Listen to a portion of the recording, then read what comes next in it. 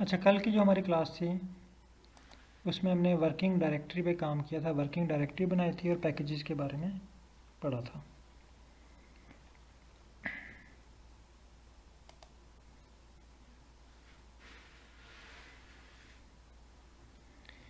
तो आज हम वर्किंग डायरेक्टरी और पैकेजेस से नेक्स्ट स्टेप पे चलते हैं।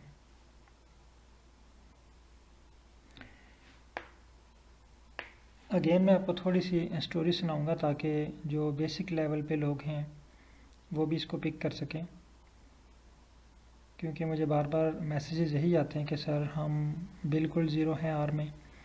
तो मेरी कोशिश है कि आपको बिल्कुल बेसिक लेवल से जो है ना वो लेके चलूँ विद डेली लाइफ एग्जांपल। तो बहुत से पार्टिसिपेंट ने ज्वाइन कर लिया है, क्लास की तरफ चलते हैं। अच्छा, कल का जो हमने लास्ट टॉपिक पढ़ा था वो पैकेजेस के बारे में ना, कि हर वो इंस्ट्रूमेंट हमारी डेली लाइफ में जिसे हम कोई वर्क करते हैं, आर की ज़ुबान में उसको हम पैकेज कहते हैं। आर पे हमने जो भी काम करना है ना वो किसी इंस्ट्रूमेंट के थ्रू करना है और उस इंस्ट्रूमेंट का नाम है पैकेज। आर पे हमने जो भी काम करना है वो किसी इंस्ट्रूमेंट के थ्रू करना है और उस इंस्ट्रूमेंट का नाम है पैकेज। कल हमने एक पैकेज पढ़ा रीड एक्सेल और उसकी वर्किंग भी पढ़ी। आप में से कोई बताएगा रीड एक्सेल किस काम आता है? कोई पार्टिसिपेंट? बल्कि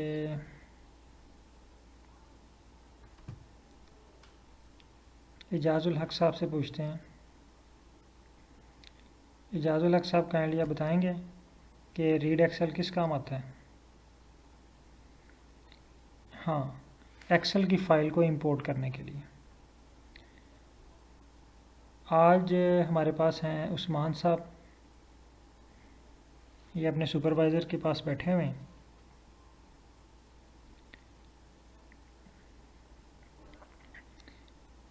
इनके सुपरवाइज़र इनको एक फ़ाइल देते हैं। अच्छा, एक और चीज़ कन्फर्म कीजिएगा कि तमाम पार्टिसिपेंट के पास एक्सेल ये जो फाइकस वाली फ़ाइल है ये आपके लैपटॉप में सेव है ना, क्योंकि कल ये ग्रुप में शेयर की थी हामिद साहब ने। तो होप के तमाम पार्टिसिपेंट ने इसको डाउनलोड कर लिया होगा, क्योंकि नेक्स्ट हमने इस पर प्रैक्टिस करने जा रहे हैं आज।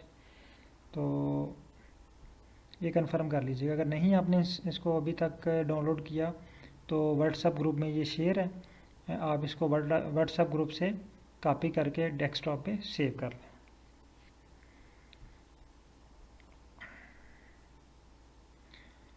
अच्छा, ये भी मैं क्लियर कर देता हूँ। अच्छा जी, फाइकस वाले सर कौन थे कल हमारे पास?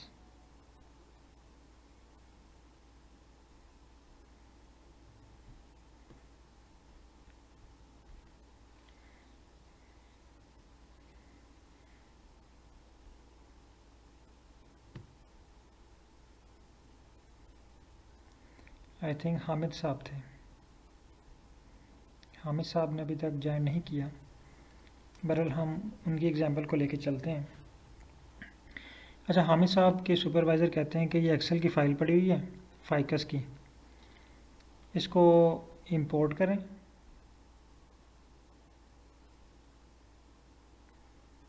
सर आवाज़ नहीं क्लियर आ रही मेरी। सर काइंडली बाकी तमाम पार्टिसिपेंट क्लियर कीजिएगा, मेरी आवाज़ क्लियर आ रही है या इशू आ रहा है इसमें? मेरी तरफ से इशू आ रहा है या आई थिंक इनके माइक वगैरह में या हेडफोन में कोई इशू है? अगर आपको आवाज़ क्लियर आ रही है तो काइंडली लिखें clear. Okay sir, I think शायद उनकी तरफ से कोई इशू है, उनके हेडफोन में या इंटरनेट की वजह से उनको इशू आ रहा है। चलिए सर काइंडली जो है वो हेडफोन चेक कर लें, उसको दोबारा उतार के एक दफ़ा लगा लें, मे बी आपका इशू क्लियर हो जाए। अच्छा, हम बात कर रहे थे हामिद साहब की ना। हामिद साहब के सुपरवाइज़र कहते हैं कि ये फ़ाइल है, ये फ़ाइल पड़ी हुई है, ये वाली फाइकस की फ़ाइल। इस फ़ाइल के ऊपर ना, बल्कि कहते हैं जिसके ऊपर ना फ़ौरन से एक प्लाट बना के लाएं। मैं इसका ना डाटा देखना चाह रहा हूँ। हामिदुल्लाह साहब ने कहा कि हामिद साहब ने कहा कि मैं फाइकस पे रिसर्च करना चाह रहा हूँ तो ये मेरे पास फ़ाइल है, ये मैं सैंपल ले आया हूँ। तो इनके सुपरवाइज़र कहते हैं कि जल्दी से ना इसका प्लॉट बना के लाएँ, ताकि मैं देखूँ कि इसमें कोई ऐसी चीज़ है जिसके ऊपर वर्क किया जा सके, इसमें कोई ऐसी वैल्यू है जो बहुत हाई हो, या कोई ऐसी वैल्यू हो जो हमें लो रिक्वायर्ड हो, तो इसमें बहुत ज़्यादा लो हो, हम इस पर मज़ीद काम कर सकें। तो इस पर जस्ट आप प्लॉट बना के लाएँ। अब दो काम हो गए। पहला काम कि फ़ाइल को इंपोर्ट करना, दूसरा काम इसके ऊपर ग्राफ ड्रा करना। पहला काम तो हामिद साहब ने सीख लिया, आप लोगों ने भी सीख लिया, फ़ाइल को इंपोर्ट करना।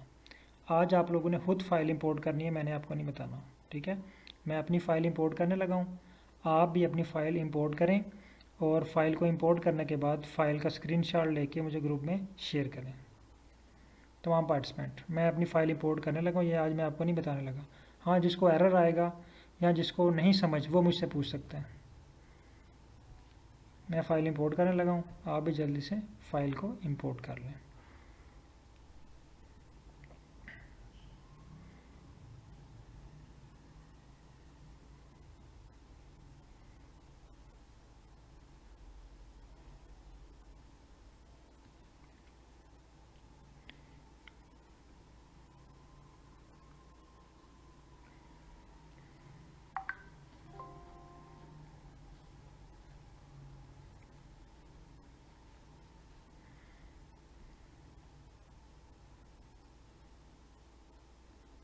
अगर कोई एरर आ रहा तो मुझे बताएं।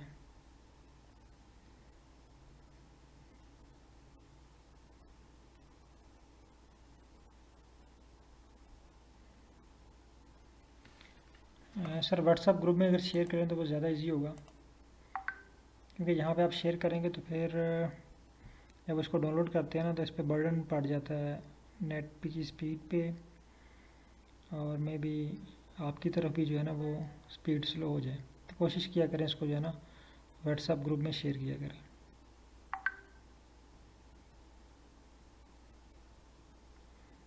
ठीक हो गया, फ़ाइल इंपोर्ट होगी उस्मान साहब के पास। ठीक है। अच्छा, एक और चीज़ जो है ना वो उसको यकीनी बनाएं कि आपके पास जहाँ पे 12th बैच लिखा हुआ आ रहा है, मेरे पास तो शो हो रहा है। आप देखें आपके पास 12th बैच आ रहा है। अगर नहीं आ रहा तो साथ एरो का बटन है, यहाँ से क्लिक करें इसको और नीचे से 12th बैच को सिलेक्ट कर लें। ठीक है, जल्दी से।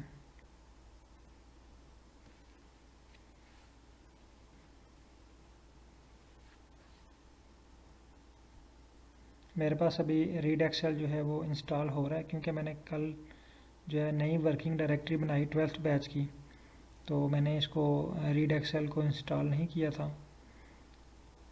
बल्कि इंस्टॉल किया था। आई थिंक इसने अपडेट की वजह से जो दोबारा इंस्टॉल करवा रहा है मुझसे। तो ये कह रहा है जी ये RCPP, अब ये रीड एक्सेल की कुछ एक्सेसरीज़ हैं, डिपेंडेंसीज़ हैं। ये मैंने कल आपसे कहा था कि डिपेंडेंसीज़ मैं आपको बताऊंगा। तो ये मेरे लैपटॉप में ना कुछ डिपेंडेंसीज़ को इंस्टॉल करने की कोशिश कर रहे हैं। देखें RCPP, ठीक है। तो इसने इंस्टॉल किया, तो ये मेरे पास जो है ना वो गाड़ी आ गई। अब मैंने इस पर बैठ के जाना है फाइकस के पास, और फाइकस के सैंपल को उठाना है।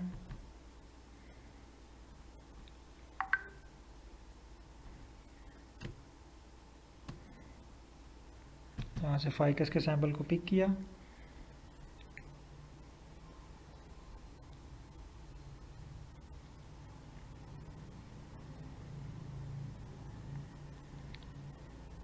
पिक करने के बाद हमने इसको इंपोर्ट कर लिया।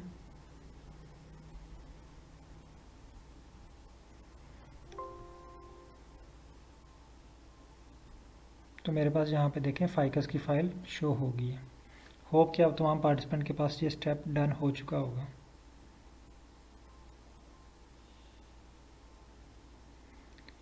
सर कोई इशू नहीं है, जो आपने नाम दिया था ना, जस्ट वो यकीनी बनाएं कि वो बैच आपके पास यहाँ पे लिखा हुआ शो हो रहा है, ठीक है, ताकि आपको पता चले कि आप उसी आप उसी केबन को, आप उसी अलमारी में अपना सामान सेव कर रहे हैं ना। कहीं किसी और जगह पे तो डाटा हमारा नहीं जा रहा आगे पीछे, कहीं ये ना हो कि हम सेव करते रहें और बाद में हमें वहाँ से कुछ भी ना मिले। ठीक हो गया। अच्छा, एक स्टेप तो हामिद साहब ने कंप्लीट कर लिया। नेक्स्ट स्टेप उनके दो असाइनमेंट हैं इनकी, हालांकि यानी काम इनका एक ही है कि इनके सुपरवाइज़र कहते हैं कि प्लाट बनाएं। तो प्लाट बनाने के लिए इनको दो काम करने पड़े हैं। एक तो इनको फ़ाइल इंपोर्ट करना पड़ी है, दूसरा काम इनको ग्राफ बनाना पड़ेगा इस फाइल के ऊपर। फ़ाइल तो हमने इंपोर्ट कर ली, उसके लिए हमने एक पैकेज यूज़ किया, इसका नाम है रीड एक्सेल। दूसरी तरफ हमारे पास कल मैंने आपको बताया था कि अब आपके सुपरवाइज़र कह रहे हैं कि अब आपने इसके ऊपर एक पॉइंट ग्राफ बना के लाना है, पॉइंट ग्राफ। तो पॉइंट ग्राफ बनाने के लिए हमें कौन सा पैकेज चाहिए? आपके सुपरवाइज़र बताते हैं जी इस पर ग्राफ बना के लाएं, और हमें साहब पूछते हैं कि सर इसके लिए कौन सा पैकेज यूज़ होगा। जिस तरह हम पूछते नहीं कि इसके लिए कौन सा इंस्ट्रूमेंट यूज़ होगा। हम ये काम कर रहे हैं लेबॉर्ट्री के अंदर, केमिस्ट्री की लैब में, बायो की लैब में, बायो केमिस्ट्री की लैब में कोई एक्सपेरिमेंट कर रहे हैं, तो कुछ ऐसा एक्सपेरिमेंट होता है जो नया होता है हमारे लिए। तो हमारा जहन में पहले क्वेश्चन आता है कि किस इंस्ट्रूमेंट से होगा, इस एक्सपेरिमेंट के लिए कौन सा इंस्ट्रूमेंट यूज़ होगा। तो हम सर से जब पूछेंगे कि ग्राफ बनाने के लिए सर कौन सा इंस्ट्रूमेंट यूज़ होगा, तो उनका आंसर होगा ggplot2। ये एक आंसर आया है ggplot, ये बिल्कुल गलत है।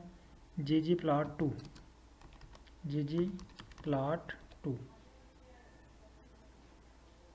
एक फंक्शन यूज़ हो रहा है जिसका नाम है ggplot2, सॉरी एक पैकेज यूज़ हो रहा है। अब कल मैंने आपको पैकेज का थोड़ा सा इंट्रोडक्शन करवाया था कि पैकेज होता क्या है। आज मैं पैकेज के साथ फंक्शन का भी इंट्रोडक्शन कराऊंगा कि फंक्शन क्या होता है। ये ggplot2 क्या है? एक पैकेज है, एक इंस्ट्रूमेंट है। अब हर इंस्ट्रूमेंट बहुत से छोटे छोटे काम कर सकते हैं। कुछ इंस्ट्रूमेंट ऐसे होते हैं जो जस्ट एक ही काम कर सकते हैं, लेकिन कुछ इंस्ट्रूमेंट ऐसे होते हैं जो मल्टीपर्पस होते हैं। फॉर एग्जांपल आपका मोबाइल फ़ोन एक इंस्ट्रूमेंट है, ये एक पैकेज है, ये एक मल्टी फंक्शन है ना। इससे आप तस्वीर भी बना सकते हैं, इससे वीडियो भी बना सकते हैं, इस पर आप टीवी भी देख सकते हैं, इस पर आप रेडियो भी सुन सकते हैं, इस पर आप फ़ोन कॉल भी कर सकते हैं, मैसेज भी भेज सकते हैं, पिक्चर भी भेज सकते हैं, वीडियो भी भेज सकते हैं, गेम्स भी खेल सकते हैं। ये मल्टी फंक्शन है ना। अब देखते हैं ggplot2 से हम क्या क्या कर सकते हैं। अब देखें, मोबाइल एक पैकेज है। अब ये जितने काम कर सकता है वो उसके फंक्शन है। मोबाइल से हम कॉल कर सकते हैं, कॉल एक फंक्शन है। मैसेज कर सकते हैं, मैसेज करना एक फंक्शन है। मोबाइल से हम कैमरा यूज़ करके पिक बना सकते हैं, पिक्चर बनाना एक फंक्शन है। यानी जितनी वो एक्टिविटी कर सकता है वो उसके फंक्शन है। इसी तरह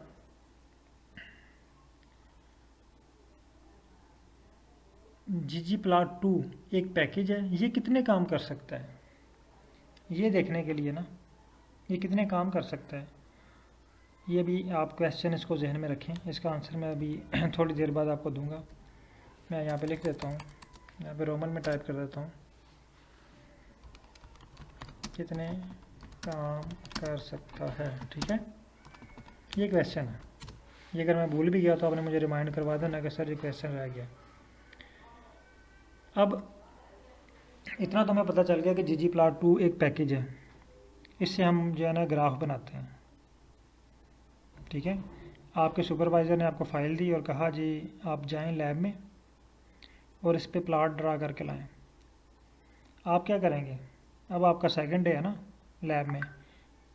फ़र्स्ट डे देखें, जब आपको फ़र्स्ट डे आपके सुपरवाइज़र ने काम अलाट किया था, आप लैब में चले गए, आप लैब में आगे पीछे घूमते रहे, ढूंढते रहे, आपको चीज़ ना मिली, वहाँ से आपको pH मीटर ना मिला। फिर आपने आके सुपरवाइज़र को बताया कि सर मुझे वहाँ से pH मीटर नहीं मिला। फिर आपके सुपरवाइज़र ने बोला जी लैब अटेंडेंट को ढूंढें। पहले दिन आपकी प्रैक्टिस होगी ना, तो अब आप बार बार अपने सुपरवाइज़र के पास नहीं जाएंगे बताने के लिए कि सर मुझे ये चीज़ नहीं मिली। आप आएँ, हामिद साहब गए हैं लैब में लैब में इन्होंने देखा कि ggplot2 इनको नहीं मिला कहीं सामने से। ये क्या करते हैं, सीधा चले जाते हैं लैब अटेंडेंट के पास। देखें अब ये सुपरवाइज़र के पास वापस नहीं जाएंगे बताने के लिए, इनको पता है कि सुपरवाइज़र ने फिर मुझे भेजना, लैब अटेंडेंट के पास जाएँ उससे पूछें। अब जैसे इनको पता चला ना ggplot2 से ग्राफ बनेगा, ये सीधे आ जाते हैं लैब अटेंडेंट के पास। ये लैब ढूंढते भी नहीं है उधर, ये पैकेज। और मैंने कल आपको बताया था कि ये हमारा लैब अटेंडेंट बैठा हुआ है, ये सर्च वाला, ये उसका कंप्यूटर है लैब अटेंडेंट का। अब इनका दूसरा दिन है लैब में, तीसरा दिन है, तो इनको पता है कि मैंने यहीं पे सर्च करना है, तो ये यहाँ पे आके लिखते हैं ggplot2। आप लोग भी यहाँ पे टाइप करें ggplot2। देखिए यहाँ पे आपके पास लिखा हुआ आ रहा है ggplot2, ये मुझे कन्फर्म कीजिएगा। तमाम पार्टिसिपेंट के पास जैसे ही आपने ggplot2 लिखा, यहाँ पे ggplot2 का पैकेज शो हो रहा है। अगर हो रहा है तो यस लिखें, अगर नहीं हो रहा तो नो टाइप करें।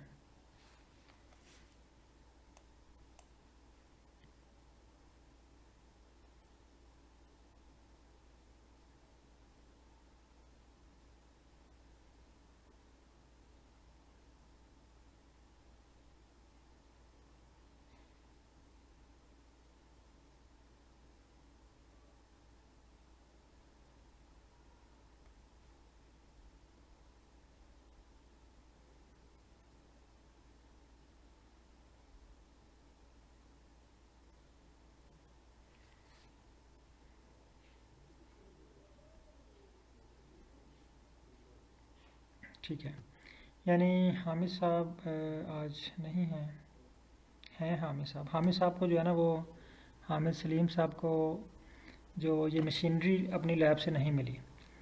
अब इनको पता है कि मैंने सुपरवाइज़र के पास नहीं जाना, अगर मैं सुपरवाइज़र के पास गया दोबारा तो उन्होंने मुझे एक और चक्कर लगाना कि जाएँ HOD साहब को एप्लीकेशन लिख के आएँ।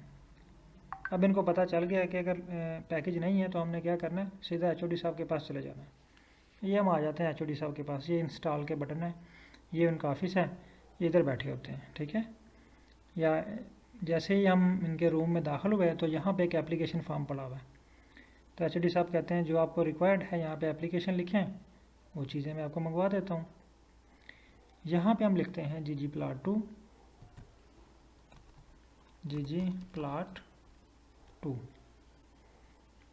जिन लोगों के पास ये ggplot नहीं है वो यहाँ पे लिखें ggplot2 और इसको इंस्टॉल के बटन पे क्लिक करें और आपका पैकेज जो है इंस्टॉल होना स्टार्ट हो जाएगा।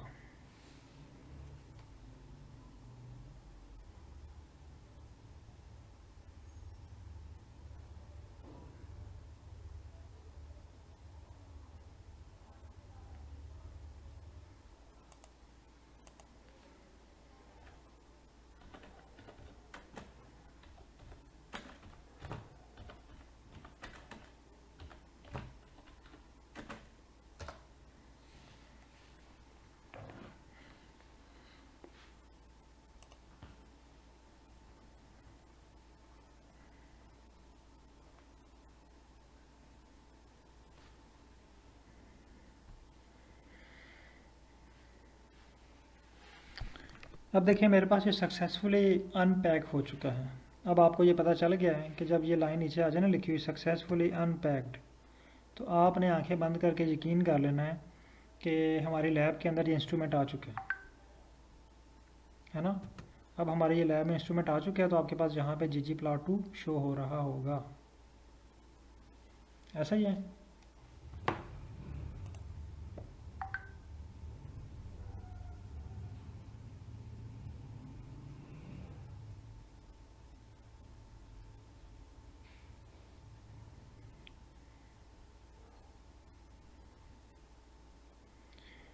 हाँ, अब ये आपके पास शो हो रहा है। अब हम ये क्वेश्चन था, अब आ जाते हैं कि ggplot2 कितने काम कर सकते हैं, ggplot2 से हम कितने काम ले सकते हैं।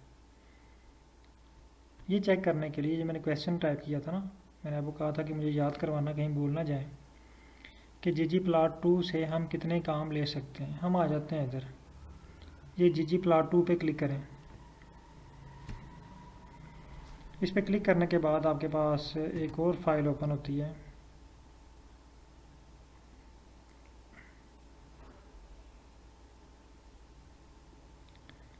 एजाजुल हक साहब काइंडली स्क्रीन शेयर करें जो एरर आ रहा है। स्क्रीन शेयर करने का मैंने आपको तरीका बता देता हूँ। आपने स्क्रीन कैसे शेयर करनी है, फुल स्क्रीन शॉट आपने लेना है, ठीक है।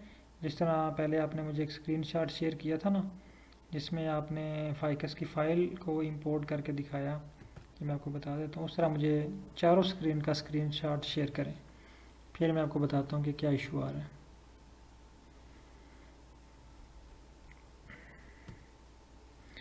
अच्छा, आप देखें, इसको थोड़ा सा स्क्रॉल डाउन करें तो आपके पास एक लिस्ट ओपन होगी इसके फंक्शंस की। मैं इसको मैक्सिमाइज़ कर लेता हूँ। ये देखें, ये जितने भी फंक्शन है ना, सारे जितने भी ब्लू हुए हैं, ये फंक्शन है इसके। आगे इनका काम भी लिखा हुआ है, एनोटेशन मैप, ये देखें, अब मैप, ठीक है, कस्टम ग्रॉब, ये हर चीज़ की आगे डिटेल भी लिखी हुई है कि इससे आप क्या क्या काम कर सकते हैं। ये देखें, कलर कर सकते हैं, ठीक है, कलर के डिफरेंट फंक्शन है। ये लीजेंड्स के लिए ये चीज़ें यूज़ हो रही हैं, यानी ये जितने भी ये चीज़ें नज़र आ रही हैं ना आपको, ये सारे ggplot2 के फंक्शन हैं। अगर आप ggplot2 को ही सीखें, ये आर कितना वसी है मैं आपको बता रहा हूँ। अगर आप फुल ट्रेनिंग करें ना इसकी आर की, तो आप अगर ggplot2 ही सीखें तो इस पर भी आपको 2 से 3 मंथ लग जाते हैं, अगर फुल डिटेल से सीखें, ठीक है। लेकिन जिस मेथड से मैं आपको सिखाऊंगा, उस मेथड में आपको इन चीज़ों की ज़रूरत ही नहीं पड़ेगी। ये जस्ट आप 20 से 25 दिनों में ये सारी चीज़ें आप करना सीख जाएंगे। मैंने आपको बताया था कि हम गाड़ी को ड्राइव करना सीखेंगे, गाड़ी की इंजीनियरिंग करना नहीं सीखेंगे। ठीक हो गया? क्वेश्चन क्लियर हो गया आपका कि क्वेश्चन क्या था, ggplot2 कितने काम कर सकता है। अब आपको आइडिया हो गया कि ggplot2 कितने काम कर सकते हैं।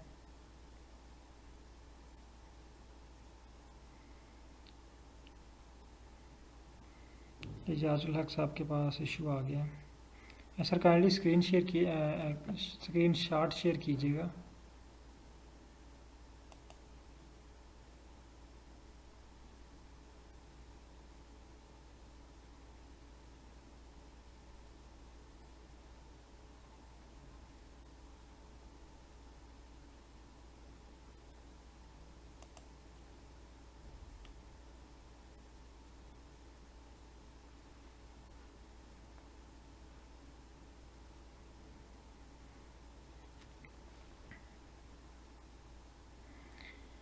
हाँ, इसमें आपके पास अगर नेट का इशू आ रहा है ना, तो भी पैकेज आपका इंस्टॉल नहीं होता। इसके लिए पैकेज इंस्टॉलेशन के लिए आपके पास नेट डिस्कनेक्ट नहीं होना चाहिए। अगर एक दफ़ा एरर आया है तो आप इसको प्रोसेस को रिपीट करके दोबारा री इंस्टॉल कर लें, क्योंकि ये इंटरनेट डिस्कनेक्ट होने की वजह से ये जो है ना प्रोसेस सारा स्टॉप हो जाता है। अगर इंटरनेट इशू है आपके पास तो ये इशू आपके पास रहेगा, ठीक है। अगर इंटरनेट ठीक है आपके पास तो ये पैकेज जो है फ़ौरन आपके पास इंस्टॉल हो जाएगा। अगर इंटरनेट इशू आ रहा है तो आप जस्ट कुछ देर वेट कर लें, और वेट करने के बाद अगेन इसको इंस्टॉल करने की कोशिश करें तो आपके पास ये इंस्टॉल हो जाएगा। अच्छा, अब हामिद साहब को जो है ना अपने मिशन में आधा काम कामयाब हो चुके हैं, यानी इन्होंने फाइकस की फ़ाइल भी इंपोर्ट कर ली है। इनको ये भी पता चल गया कि ग्राफ बनाने के लिए कौन सा इंस्ट्रूमेंट यूज़ होगा, यानी ग्राफ बनाने के लिए कौन सा पैकेज यूज़ होगा। अब थर्ड इनके पास मरहला है।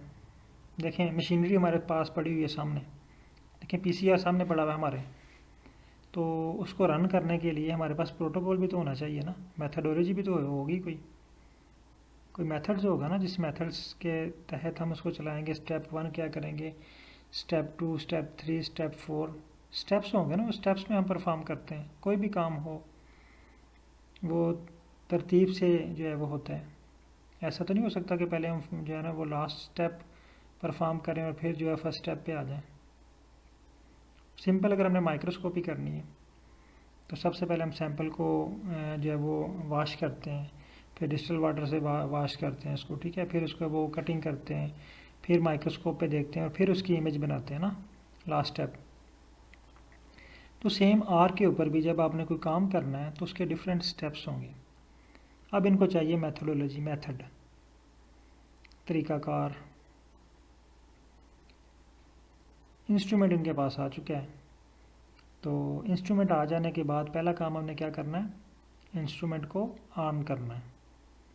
अगर इंस्ट्रूमेंट बंद भी पड़ा हुआ तो आपको तरीक़ाकार सारा आता है, तो आप बंद इंस्ट्रूमेंट से कोई भी रिज़ल्ट नहीं ले सकते। ऐसा ही है ना, इंस्ट्रूमेंट को ऑन करना है। तो फर्स्ट स्टेप हम इंस्ट्रूमेंट को ऑन कर लेते हैं। इंस्ट्रूमेंट को ऑन करने के लिए कल मैंने आपको एक आर की ज़ुबान में कोड बताया था। कौन बताएगा? हामिद साहब से पूछ लेते हैं, क्योंकि हामिद साहब का ही काम कर रहे हैं। अब हामिद साहब जो हैं वो ग्राफ बनाने जा रहे हैं, तो हामिद साहब से पूछ लेते हैं कि सर इसको ऑन करने के लिए हम क्या करेंगे, इस पैकेज को एक्टिवेट करने के लिए हम क्या, कौन सी ज़ुबान में, बल्कि कौन सी वोकैबुलरी यूज़ करेंगे, कौन सा वर्ड यूज़ करेंगे आर को समझ आ जाए कि हम इसको ऑन करना चाह रहे हैं। जी हामिद साहब या कोई भी पार्टिसिपेंट काइंडली लाइब्रेरी करेंगे, शाबाश। अच्छा, अब हम इसको लाइब्रेरी कर लेते हैं। लाइब्रेरी मीन कि हम इस पैकेज को एक्टिवेट करने जा रहे हैं। तमाम पार्टिसिपेंट इसको लाइब्रेरी करें। लाइब्रेरी, देखें जैसे मैंने लाइब्रेरी लिखा ना तो उसने मुझे सजेशन दे दी, लाइब्रेरी, लाइब्रेरी डॉट डायनम, लाइब्रेरी डॉट डायनम अनलोड। हम जस्ट लाइब्रेरी आ जाते हैं बेस पे, ठीक है। पहला लाइब्रेरी, यहाँ पे हम लिखते हैं जी प्लॉट 2 और इसको रन करते हैं। देखें जैसे ही मैंने इस कोड को रन किया, इसमें 2 चेंजिंग आई। एक तो नीचे कंसोल में,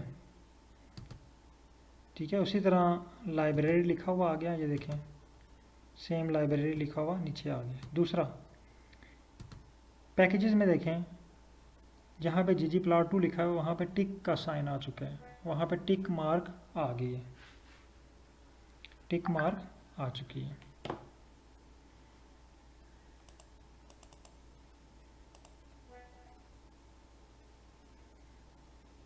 जी यहाँ तक क्लियर है, लाइब्रेरी हो चुका है सबके पास।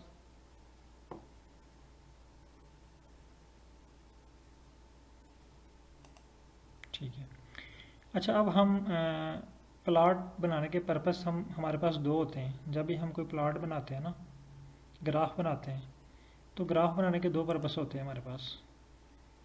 नंबर 1, या तो हम उस ग्राफ को पब्लिश करना चाह रहे हैं, उसको हम अपने थीसिस में लगाना चाह रहे हैं, उसको अपने रिसर्च पेपर में लगाना चाह रहे हैं, या फिर दूसरा पर्पस ये है कि हम जस्ट उसमें अपनी फाइंडिंग्स के लिए, अपने जो है ना वो रिसर्च के लिए देखना चाह रहे हैं कि इसमें कोई वैल्यू ऐसी तो नहीं है जिस पे जो है ना वो बहुत ज़्यादा हाई हो, या कोई वैल्यू ऐसी तो नहीं है जो बहुत ज़्यादा लो हो, जिसके ऊपर हम मज़ीद जो है वो रिसर्च कर सकते हैं, मज़ीद इसके ऊपर जो है वो वर्क किया जा सके।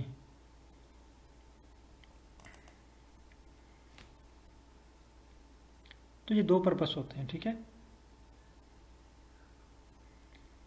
मार्क नहीं, सर अगर टिक मार्क नहीं आया तो आप जस्ट खुद से इस पर टिक मार्क कर लें, ऐसे, ठीक है, टिक मार्क कर लें तो ये एक्टिवेट हो जाएगी। या अगेन इसको लाइब्रेरी करें तो आपके पास टिक आ जाएगी।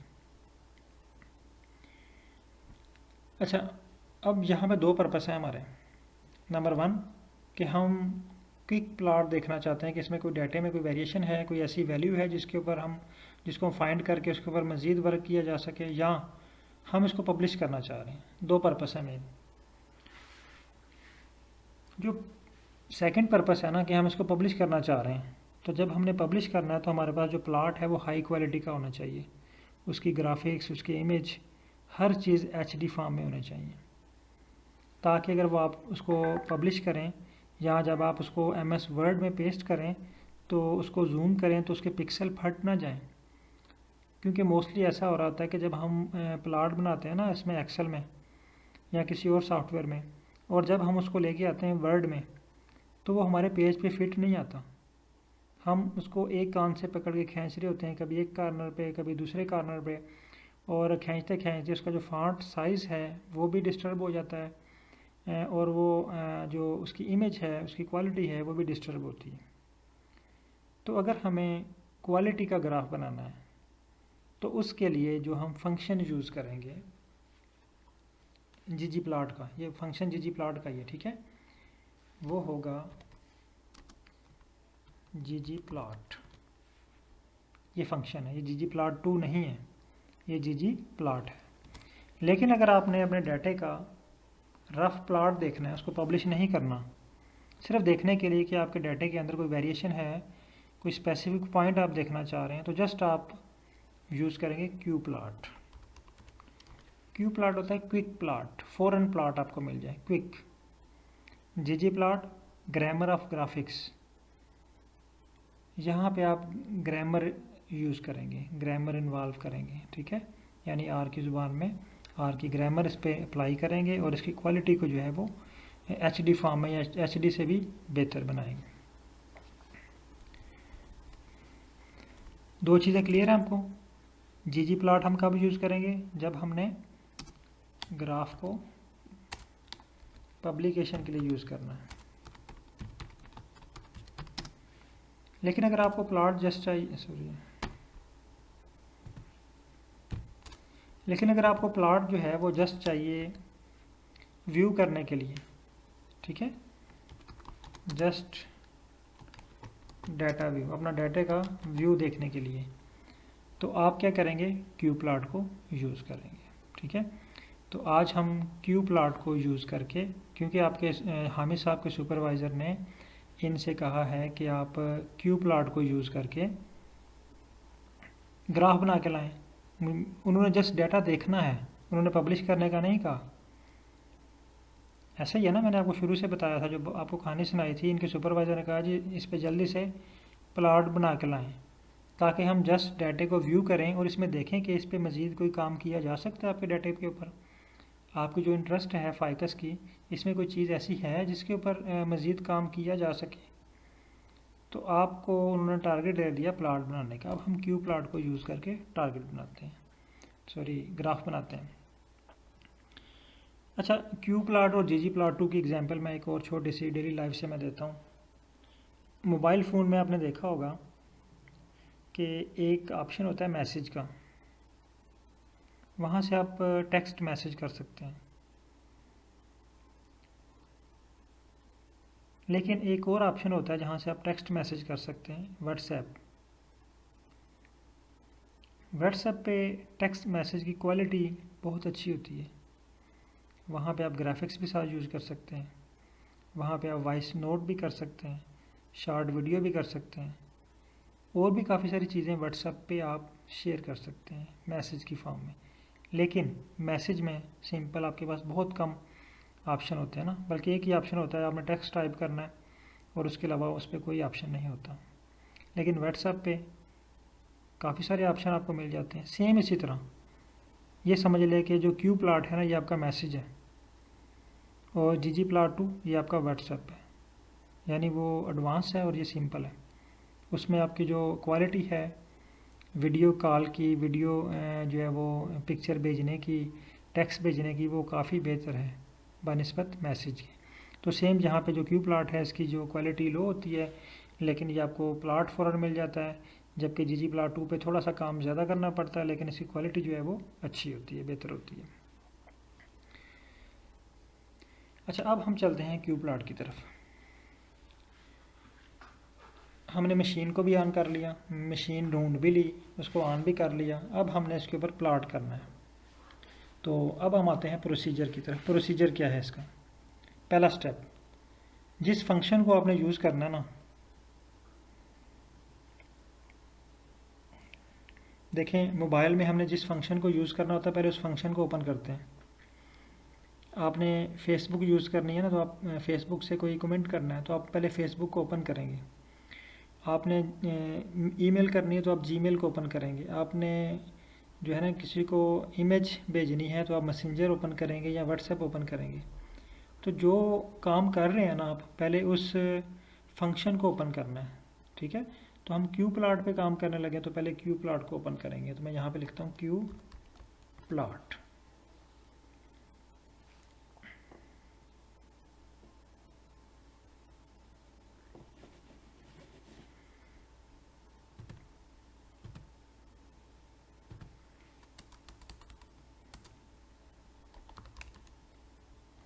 ये आ गया क्यू प्लॉट। ठीक है, जैसे मैंने क्यू प्लॉट पे टिक किया तो मेरे पास एक ब्रैकेट ओपन हो गया। नेक्स्ट स्टेप आपने बताना, अब इस ब्रैकेट का मतलब ये है कि आपने जो बात कहनी है ना, जो काम करना है, वो इस ब्रैकेट के अंदर ही लिखना है।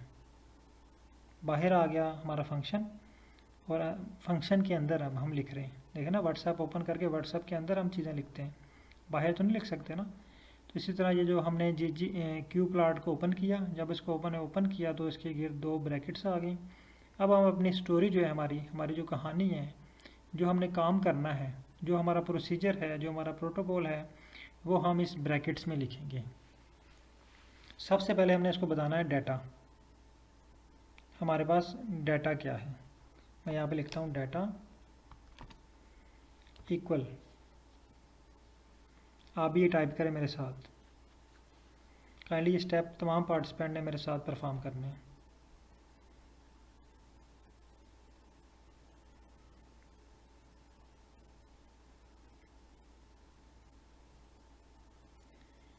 सर आपके पास नहीं आ रहा तो आप इसको लाइब्रेरी करें। आपके पास उस्मान साहब, आपके पास लाइब्रेरी नहीं हुई, ठीक है। अच्छा, डाटा इक्वल, हमारे डाटा का नाम क्या है, फाइकस, यानी हमारा डाटा सेट किसके इक्वल है, फाइकस के। एक बात, कॉमा, अभी बात हमारी कंटिन्यू है।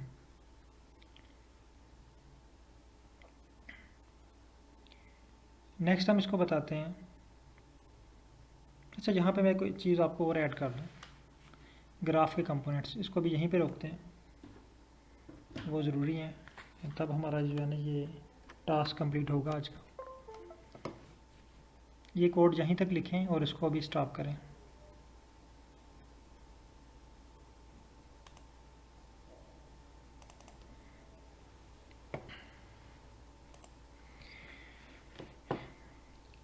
अच्छा, इसको स्टॉप करने के बाद आई थिंक ये आपको स्क्रीन शो हो रही है। अच्छा, जहाँ पे एक हम जो है ना रफ प्लॉट ड्रा करते हैं, पॉइंट ग्राफ, ये ग्राफ है, ठीक है, प्लॉट है।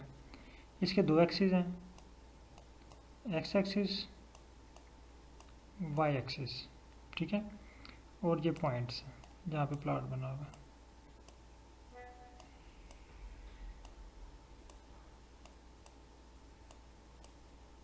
ये देखिए, ये जो सेंटर वाला पॉइंट है ना, ये इसको हम कहते हैं ओरिजिन।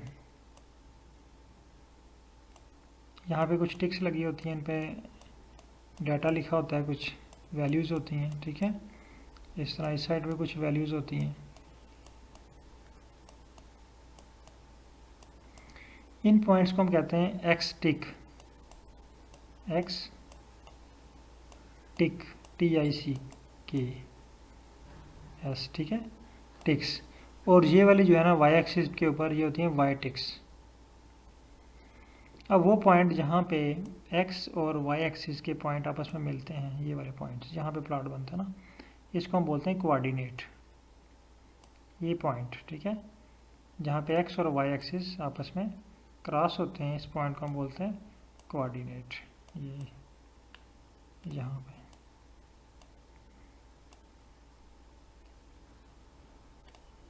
इस तरह, ठीक है। अब ये एक प्लॉट हमारे पास बना है, तो इस प्लॉट को ड्रा करने के लिए 3 चीज़ें हमारे पास होना चाहिए। नंबर 1, हमारे पास डाटा होना चाहिए टेबल फॉर्म में। देखें ना, डाटा होगा तो हमें पता चलेगा कि ये इसकी वैल्यू कहाँ पे जा रही है, 10, 5, 3, ये डाटा ही हमें बताता है, ठीक है, जो हमारे पास एक्सेल की फ़ाइल में मौजूद है फाइकस के नाम से। Number 2, mapping. Number 3, geometry. अब मैं इस चीज़ को समझाने के लिए आपको एग्जांपल देता हूँ कंस्ट्रक्शन की। जब देखिए हम कोई मकान या कोई घर या कोई बिल्डिंग कंस्ट्रक्ट करवाते हैं, बिल्ड करवाते हैं, तो हमारे पास सेम यही 3 चीज़ें होनी चाहिए। Number 1, data. डाटा मीन कि उस बिल्डिंग का सारा मटेरियल हमारे पास होना चाहिए, उस बिल्डिंग का सारा मटेरियल हमारे पास होना चाहिए। फिर मैपिंग। मैपिंग होती है कि हमें पता होना चाहिए कि हमने जो बिल्डिंग का मैप क्या बनाया है, यानी किस साइड पे हमने किचन बनाया है, किस साइड पे हमने बाथ बनाया है, किस साइड पे हमने जो है वो बेडरूम बनाए हैं, किस साइड पे हमने सहन बनाया है, किस साइड पे हमने हॉल बनाया है, किस साइड पे हमने सीढ़ियाँ बनाई हैं, ये होता है मैपिंग करना। तो हमें भी हमारे डाटा सेट से पता होता है हमें ऑलरेडी कि हमने एक्स एक्सिस पे किसको रखना है और वाई एक्सिस पे किसको रखना है। इसको कहते हैं मैपिंग करना।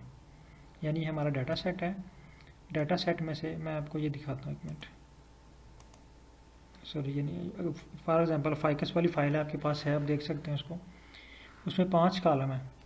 तो फॉर एग्जांपल मैं जो स्पीशीज़ वाला कॉलम है ना उसको रखना चाहता हूँ एक्स एक्सिस पे, बाकी कॉलम्स को वाई एक्सिस पे। तो ये देखिए मैंने मैपिंग कर ली है। बात क्लियर हुई है मैपिंग की। ये मैपिंग करना यानी डिसाइड करना कि आपने एक्स एक्सिस पे क्या रखना है और वाई एक्सिस पे क्या रखना है, इसको कहते हैं मैपिंग करना। मैपिंग के बाद आता है मैपिंग के साथ ही एस्थेटिक। एस्थेटिक कहते हैं खूबसूरती को, ब्यूटी को, यानी ग्राफ की जो ब्यूटी है, ग्राफ में कलर करना, उसको डिफरेंट शेप्स देना, उसको अट्रैक्टिव बनाना। उसको अट्रैक्टिव बनाने के लिए हम उसमें एस्थेटिक ऐड करते हैं, ठीक है। ये हम ऐड करेंगे ggplot2 में जो है ना एस्थेटिक, क्योंकि उसके ऊपर जो है वो ग्राफिक्स यूज़ होती है, उसके ग्राफिक्स अच्छे होते हैं, तो वहाँ पे एस्थेटिक जो है अप्लाई होती है। नेक्स्ट है ज्योमेट्री। अब देखें एक मैप के तहत हमने घर बना लिया, बिल्डिंग बना ली। ज्योमेट्री कहते हैं उसकी बाहर की लुक कैसी है, बाहर की शेप कैसी है, बाहर का डिज़ाइन कैसा है, बिल्डिंग का बाहर का डिज़ाइन। अंदर से रूम तो सब एक जैसे होंगे ना, रूम में डिज़ाइनिंग तो नहीं होती। डिज़ाइनिंग जो बाहर होती है, आउटपुट जो हमें शो होती है बिल्डिंग की, वो बाहर से शो हो रही होती है, ठीक है। अंदर से रूम तो सब चौरस होते हैं ना, लेकिन बाहर से अगर देखें तो वो कोई बिल्डिंग गोल फॉर्म में होती है, कोई लंबूतरी शक्ल में होती है, कोई किसी तरह का डिज़ाइन होता है उसका। सेम यहाँ पे भी ज्योमेट्री क्या है, type of graph. Geometry mean type of graph.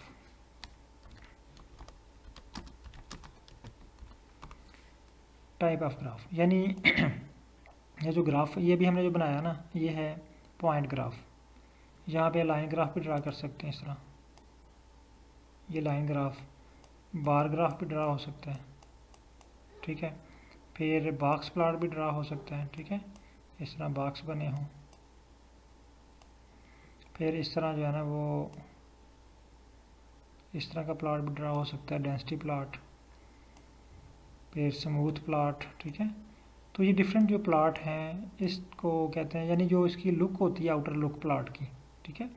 असल में डाटा तो सेम वही होता है ना अंदर, लेकिन उसकी जो आप शेप उसकी चेंज कर देते हो, बाहर से जो उसकी लुक है वो चेंज हो जाती है, तो उसको हम बोलते हैं ज्योमेट्री। तो 3 चीज़ें हमें जो है ना मैप ड्रा करने के लिए ज़रूरी हैं। Number 1 data, mapping, geometry.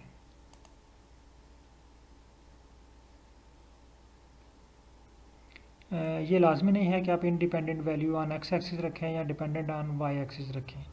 ये डिपेंड करता है, आप जो भी वैल्यू एक्स एक्सिस पे रखना चाहते हैं वो एक्स पे आ जाएगी, जो वाई पे रखना चाहते हैं वो वाई पे आ जाएगी। ये डिपेंड करता है कि आपका प्लॉट बनाने का पर्पस क्या है, ठीक है।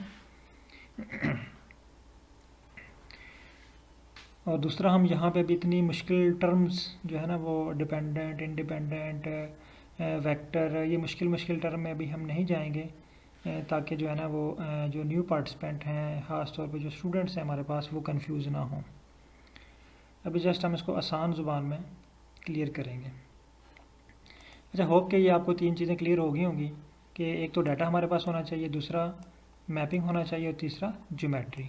मैपिंग का भी आपको अंडरस्टैंडिंग हो गया। मैपिंग क्या है? मैपिंग मीन कि हमने डाटा को डिफ़ाइन करना है, हमने एक्स एक्सिस पे क्या रखना है और वाई एक्सिस पे क्या रखना है, ठीक है। अभी एक्स एक्सिस पे आपने किसको रखना है ये डिपेंड करता है कि आपका रिसर्च का पर्पस क्या है। अब चलते हैं दोबारा प्लॉट की तरफ। हामिद साहब की तरफ आ जाते हैं। होप के हामिद साहब को जो है ना वो क्लियर हो चुका है कि मैंने प्लॉट कैसे बनाना है। यानी पहले हमने क्या किया, इसको डाटा बता दिया कि ये हमारे पास डाटा सेट है। अब हमने इसको बताना है एक्स एक्सिस पे क्या रखना है, फिर हमने इसको बताना है कि वाई एक्सिस पे क्या रखना है, फिर हमने इसको बताना है कि इसकी शेप कैसी होगी। शेप के लिए जो वर्ड यूज होता है जियोम, ये भी मैंने आपको बताया टाइप ऑफ ग्राफ। तो टाइप ऑफ ग्राफ के लिए जो वर्ड यूज होता है उसे कहते हैं जियोम। ठीक है, अब जियोम, अब ये हमारे पास एक जनरल फार्मूला बन गया। अब हमने इसको फिल करना है। एक्स एक्सिस पे हम क्या रखना चाहते हैं,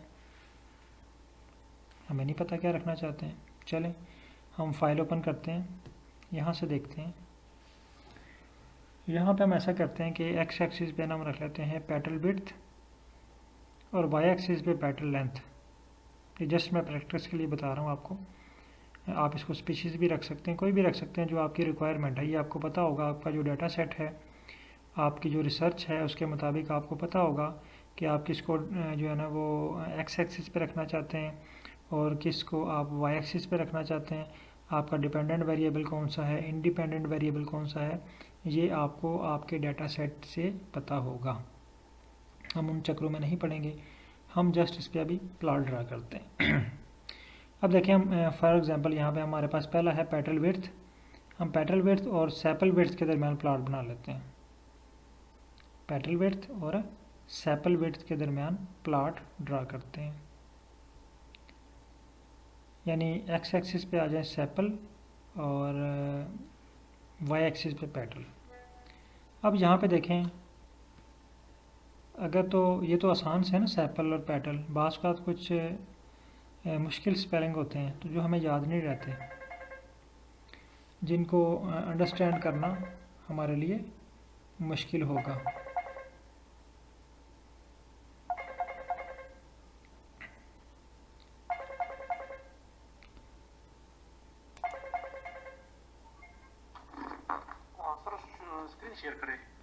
स्क्रीन नहीं शेयर हो रही, एक मिनट सर। नहीं है। Okay sorry sir.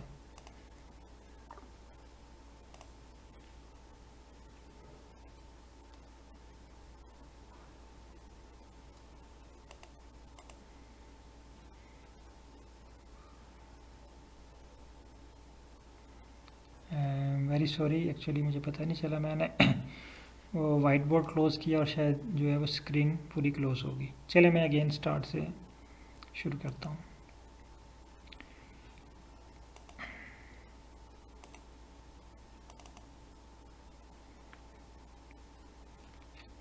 जी सर, अब क्लियर, अब शो हो रही है ना स्क्रीन?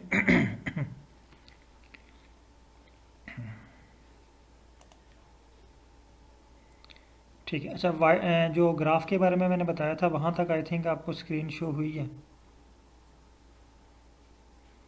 यानी जो डाटा मैपिंग और ज्योमेट्री, यहाँ तक आपको स्क्रीन शो हुई थी। ठीक है।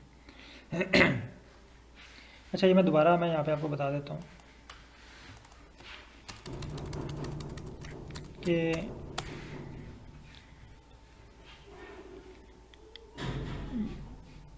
एक मिनट जी सर।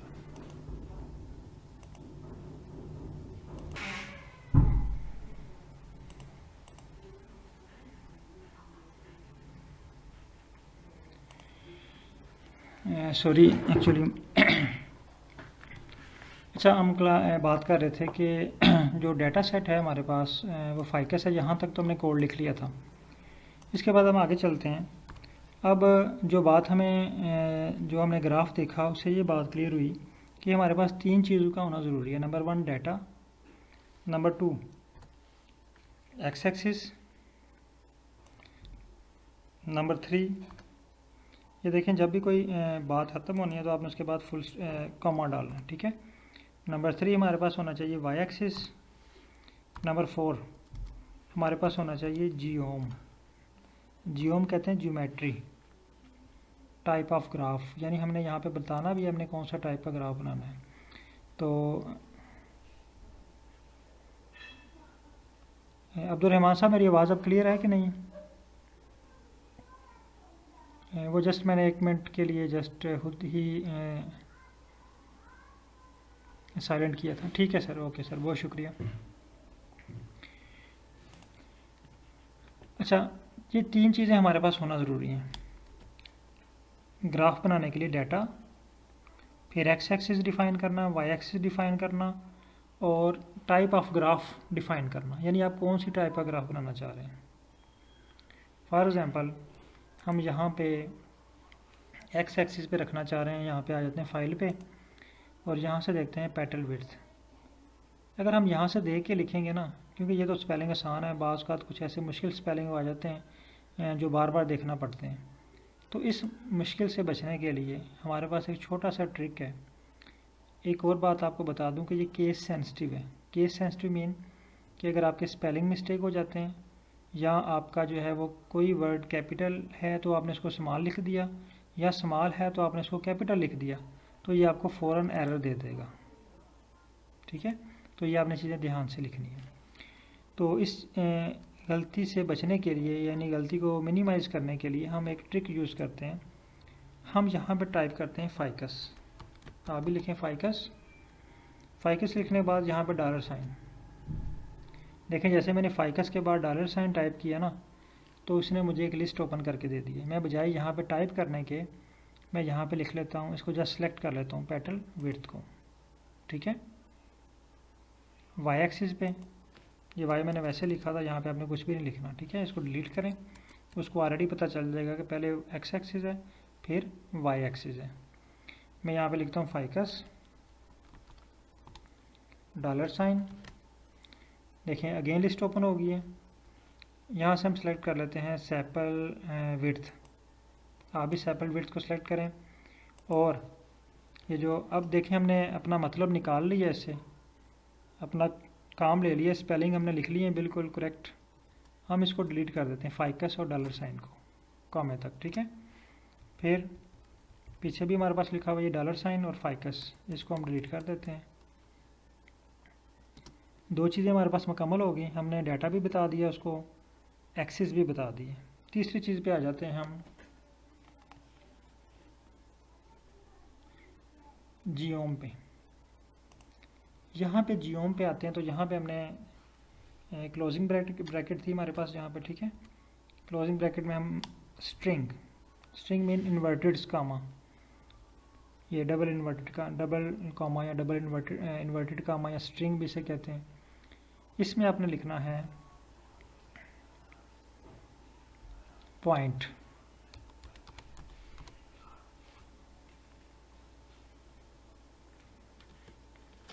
यहाँ तक ये स्क्रिप्ट नोट कर लें।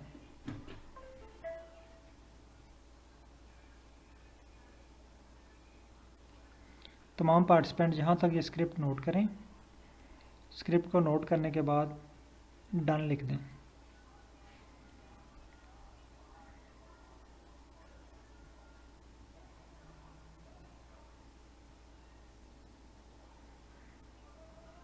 डन हो गया। अब हम इस कोड को रन करते हैं। होपफुली कि तकरीबन सब ने सेम कोड लिखा है, मे भी कुछ के पास एरर आ जाए। ठीक है, तो आप लोगों ने परेशान नहीं होना, कोई ना कोई इसमें मिस्टेक होगी। इसको अब रन करते हैं।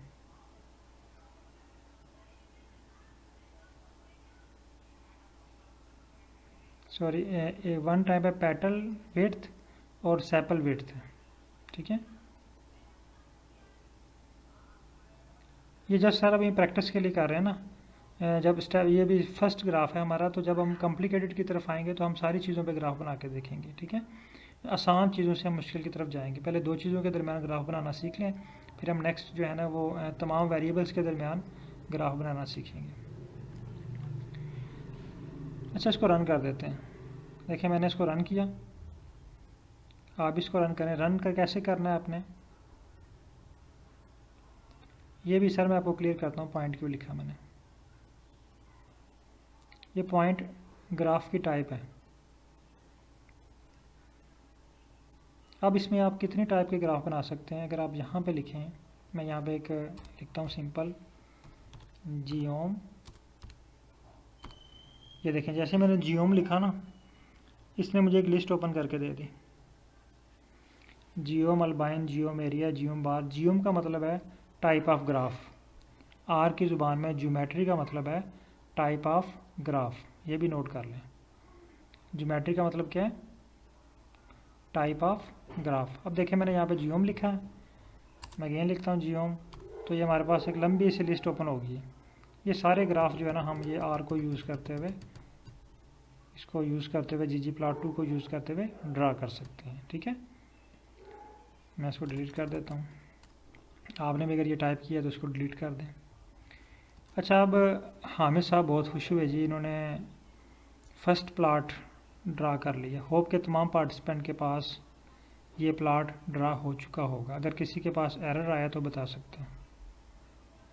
इस तरह का प्लाट तमाम पार्टिसिपेंट के पास ड्रा हो चुके हैं।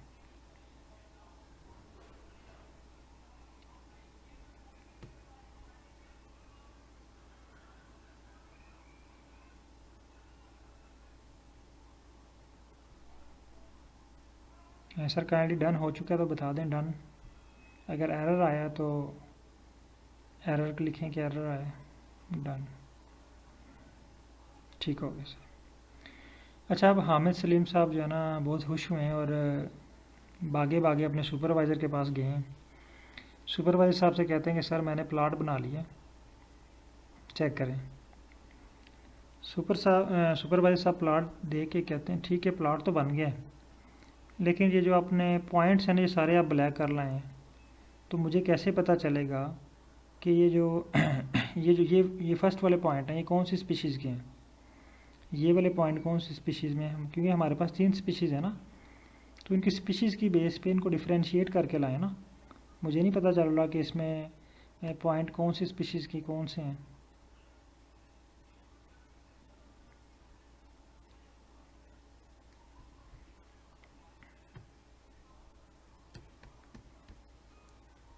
अच्छा, सफ़ा रफ़ीक के पास नहीं बना। काइंडली जो एरर आया ना आपके पास वो मुझे बताएं, क्या एरर आया आपके पास। अच्छा, हामिद साहब अब कहते हैं, इनके सुपरवाइज़र कहते हैं कि इनको ना स्पीशीज़ की बेस पे डिफ्रेंशिएट करके लाएं। ठीक है, ये फिर मायूसी से कि मैंने तो बड़ा प्लाट बना लिया था, सुपरवाइज़र खुश होंगे, इन्होंने मुझे और काम दे दिया।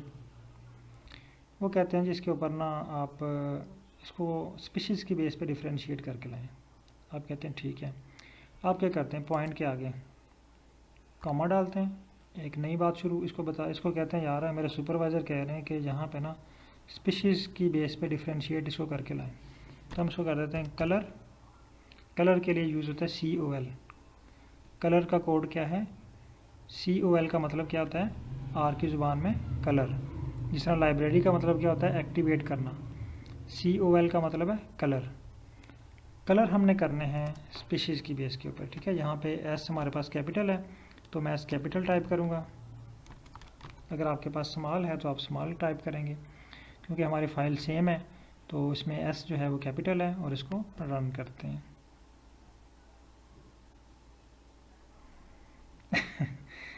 जी सैयद नईम साहब, अभी देखना हामिद साहब को कितने चक्कर लगते हैं सुपरवाइज़र से। अच्छा, ये जो है मैंने ना रन कर दिया। एक्चुअली वो सुपरवाइज़र हमें सिखा रहे होते हैं, अभी हम हामिद साहब को भी सिखाएंगे। तो ये देखें, हामिद साहब ने प्लाट देखा तो बहुत खुश हुए, कहते हैं हाँ अब मेरा जो है ना पर्पस पूरा हो गया है, मैंने जो है ना वो स्पीशीज़ की बेस पे इनमें डिफ्रेंशिएट कर लिया है। ये देखें, जब मैंने कलर लिख के, अब देखें ना तीनों स्पीशीज़ के डिफरेंट कलर आ रहे हैं और साथ यहाँ पे लीजेंड्स भी आ गए हैं स्पीशीज़ के। यानी ये जो रेड वाले हैं ना ये सारे, ये है प्लाट स्पीशीज़ 1 का, ये वाला स्पीशीज़ 2 का है और ये वाला स्पीशीज़ 3 का है ना। जी हामिद साहब, यहाँ तक आपका प्लाट बन गया है।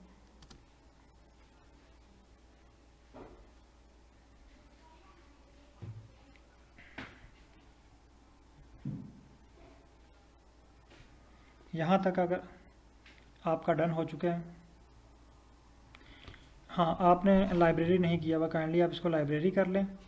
ये इनका आया ना code not find function ggplot, आप इनको लाइब्रेरी करें पहले। लाइब्रेरी करने के बाद ये कोड रन करें तो फिर आपके पास ये कोड रन हो जाएगा। ठीक है,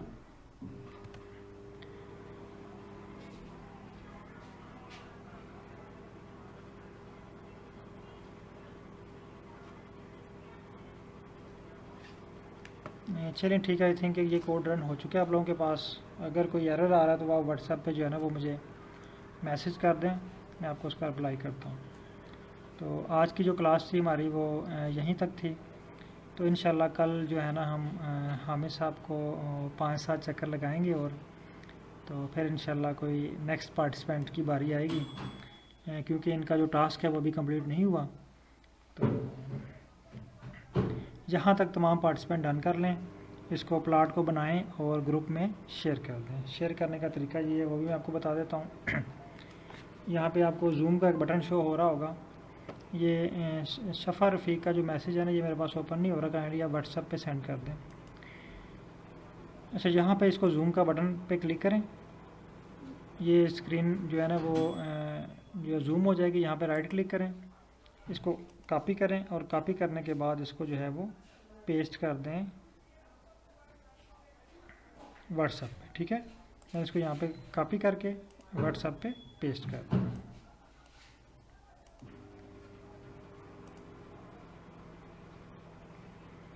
colour not coming, it's mean कि आपने कोई एरर, कोई गलती की है। चलें, इस गलती को जो है वो कल हम इसको डील करेंगे। मैं अभी आपको ये कोड सेंड कर रहा हूँ जो मैंने टाइप किया है। आप सेम टू सेम इसका कंपैरिजन करें अपने कोड के साथ। ये कोड मैंने सेंड कर दिया है, इसको आप कंपेयर करें अपने कोड के साथ। ठीक है, और देखें कि उसमें क्या फ़ॉल्ट है, और अगर उसमें फ़ॉल्ट नहीं है, सेम है, तो ये जो मैंने कोड आपको सेंड किया है इसको आप रन करके देखें, आपके पास जो है वो एरर नहीं आएगा। ठीक है, बाकी आप मुझे व्हाट्सएप पे मैसेज कर दें, मैं वहाँ पे आपको गाइड कर देता हूँ। जो एरर आ रहा है उसका फुल स्क्रीनशॉट लेके शेयर करें, तो मैं आपको एरर का जो है ना वो उसका रिप्लाई करता हूँ, तो वो आपका इशू रिज़ॉल्व हो जाएगा।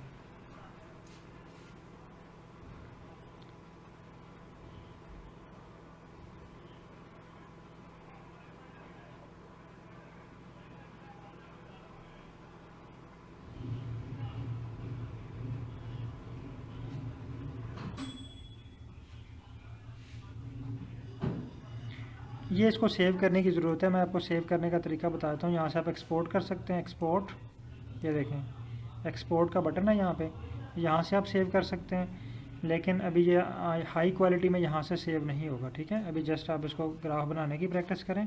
मैं 1 बाय 1 जब हमारा ग्राफ जो है वो कंप्लीट हो जाएगा तो फिर आपको इसको सेव करने की प्रैक्टिस भी करवा दूँगा।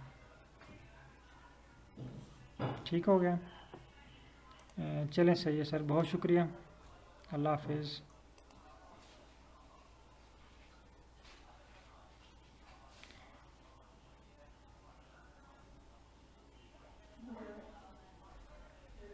स्क्रिप्ट को सेव करने की भी ज़रूरत नहीं है। ठीक है, अभी जस्ट आप इसको क्लोज़ कर दें। जब चीज़ें जो सेव करने वाली आएंगी ना वो मैं आपको खुद सेव करवाऊँगा। जिस तरह वर्किंग डायरेक्टरी बनवाई है ना, इसी तरह जो चीज़ें सेव करने वाली होंगी वो मैं आपको खुद सेव करवाऊँगा। अभी जस्ट जितना काम आपको बता दिया वो उस पर आप प्रैक्टिस करें। ये बार बार खुद से टाइप करके ना ये जो है प्लॉट ड्रा करने की कोशिश करें। बहुत शुक्रिया तमाम पार्टिसिपेंट का, अल्लाह हाफिज़।